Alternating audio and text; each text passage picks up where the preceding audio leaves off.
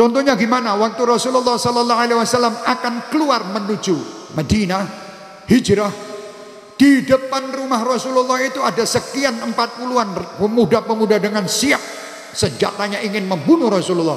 Rasulullah keluar di depan itu tanpa ngumpet, orang mencolotan bodan. Keluar, tidak satu pun orang lihat. Kenapa? Mereka ditutup matanya untuk tidak melihat nur Nabi Muhammad.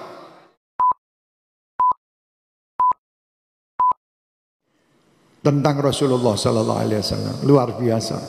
Nabi Muhammad kaya ngono. Ucapan-ucapan tadi adalah ucapan-ucapan orang yang rindu Rasulullah, orang yang cinta Rasulullah, orang yang berharap syafaat Rasulullah. Perindu-perindu Rasulullah itu selalu menyanjung kekasih-kekasihnya. Perindu itu mesti menyanjung dan tidak pernah lepas daripada ucapan-ucapan indah untuk yang dirindukannya. Itu perindu. Ya. Di sini tadi dikatakan bahwa Nabi dan Rasul itu banyak, betul, banyak sebelum Rasulullah. Setelah Rasulullah tidak ada Nabi dan Rasul. Jangan nanti, oh banyak berarti setelah Rasulullah enak-enak. Ya, Muzadik dan sebagainya ini. Bukan. Jadi tidak ada.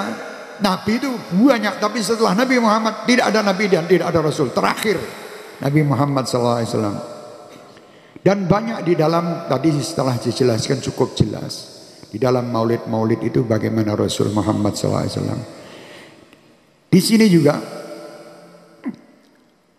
Muhammadun basyarun wa laysa kal bashari bal huwa yaqutatun wal nasu kal ajari.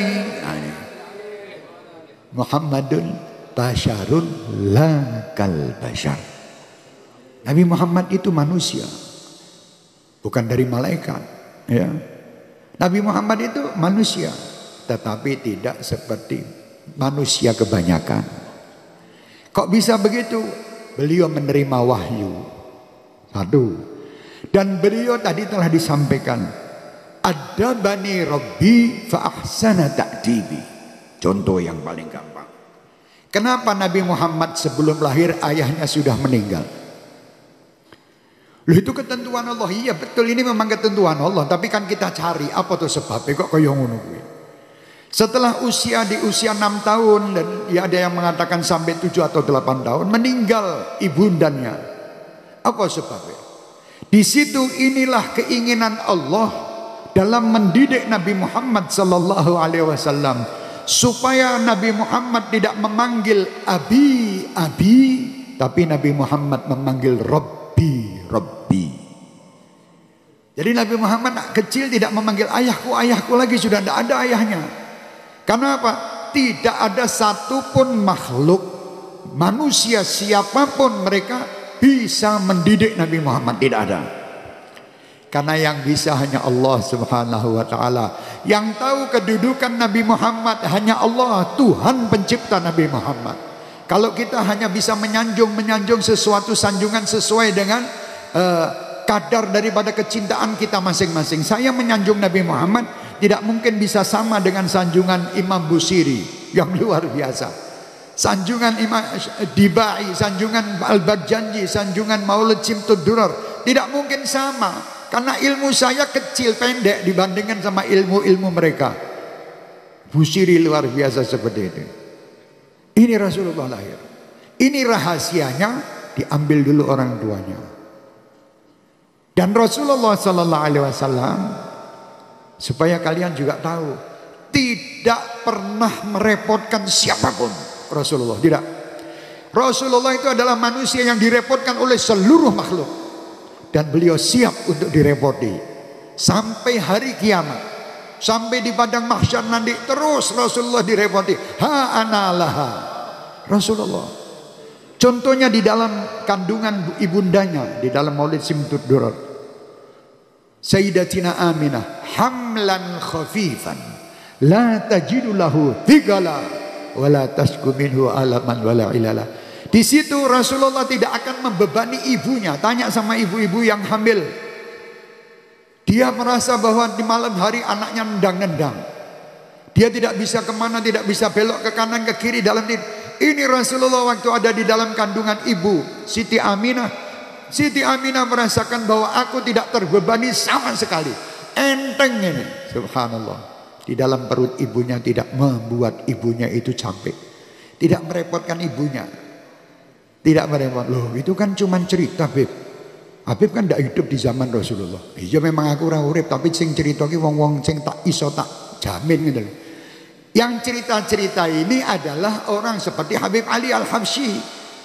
Kalau yang cerita itu misalnya saya, jangan dipercaya, wah aku randu ilmu nih.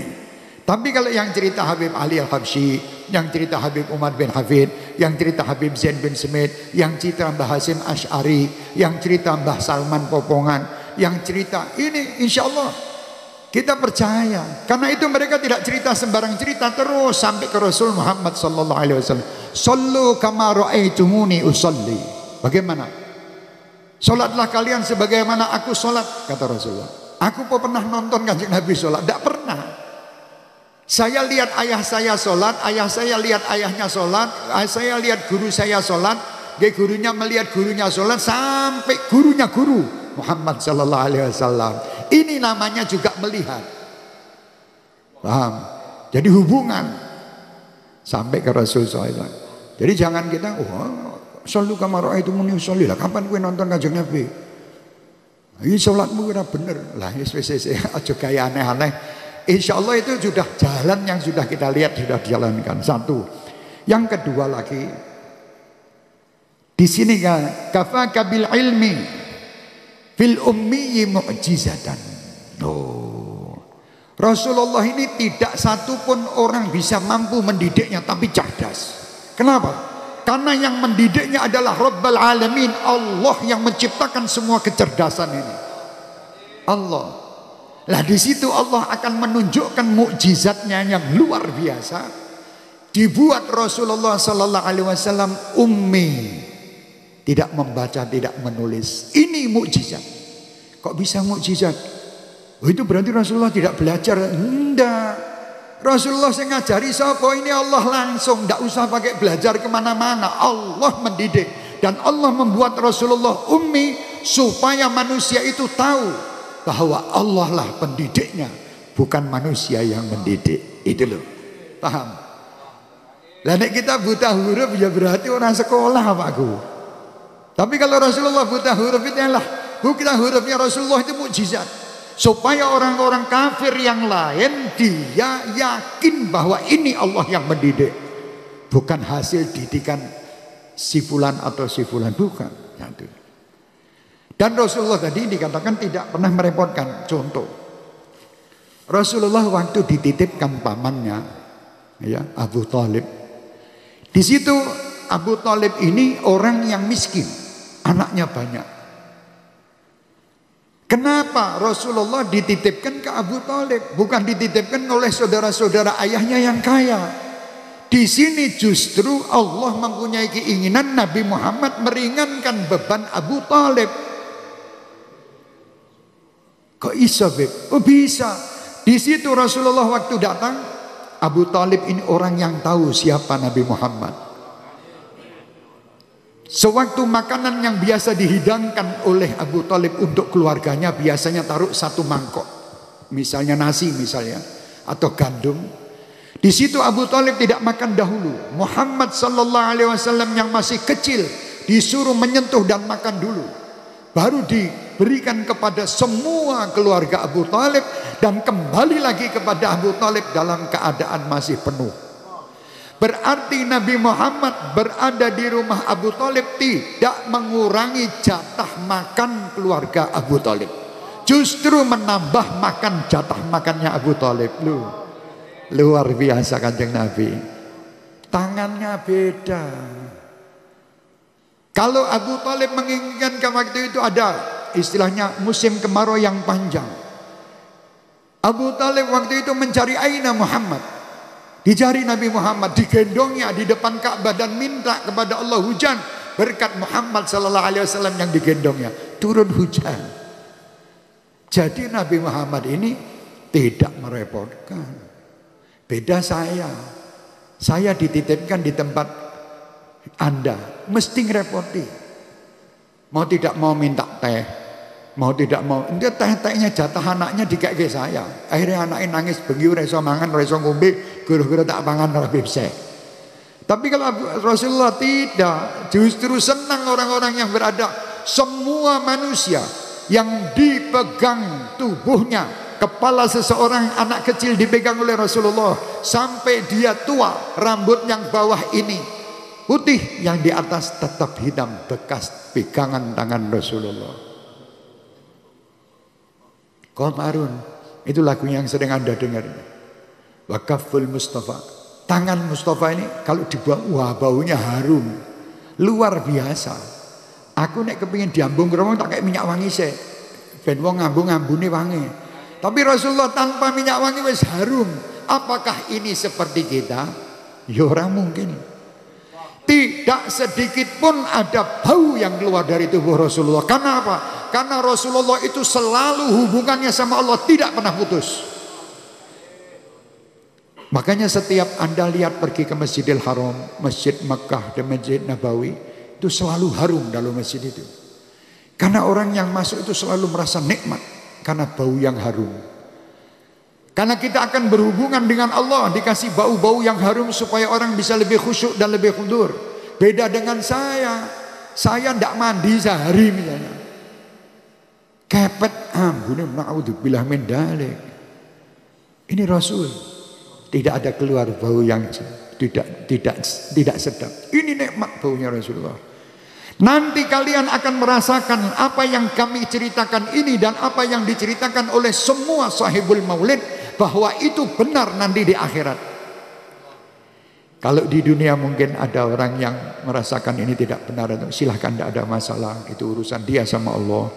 Tetapi ini cerita-cerita ini tadi, saya kalau sudah ada orang yang membawakan cerita Nabi Muhammad SAW, itu hati rasanya kemarin seneng ayem. Saya dibawakan cerita tentang kekasih saya, pacar saya di dunia, saya yang mau saya cintai, wong Medion.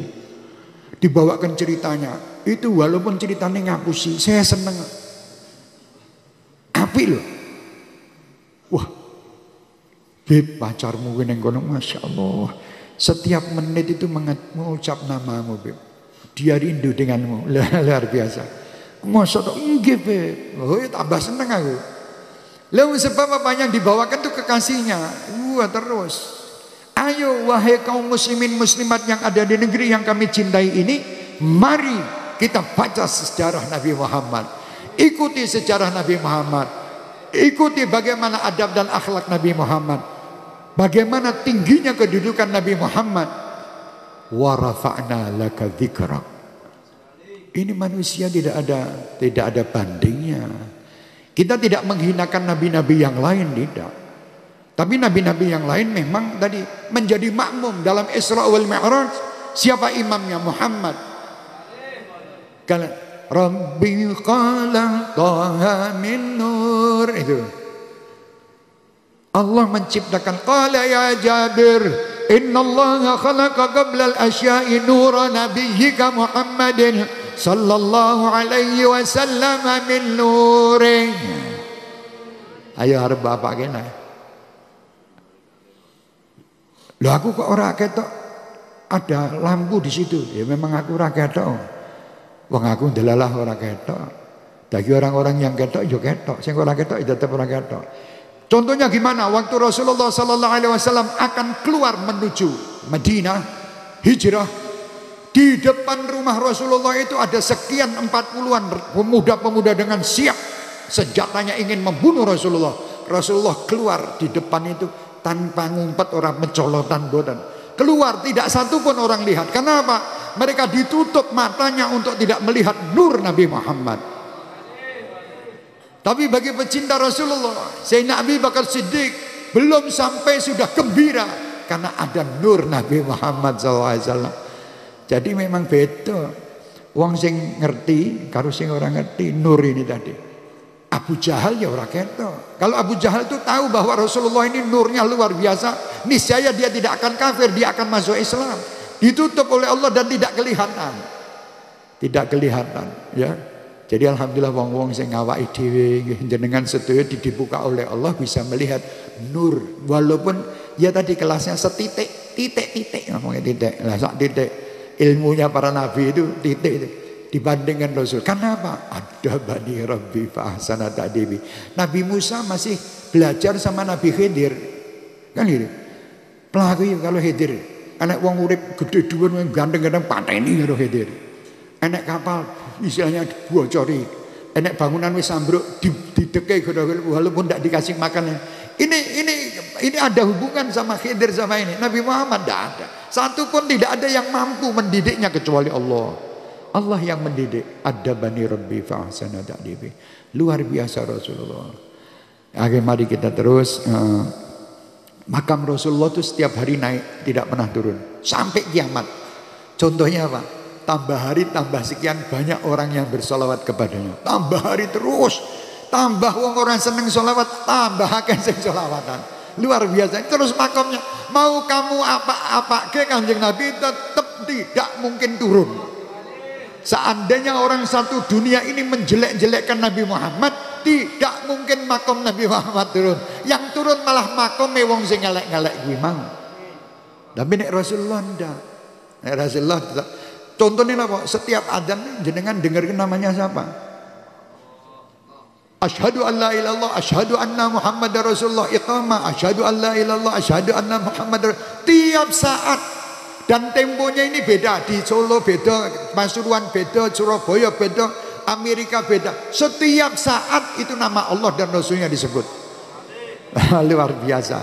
Anda lihat pergi ke Mekah Madinah, delok wong jutaan begitu talbiyah dan menyebut nama Nabi Muhammad. Ini wa rafa'na laka dzikrak.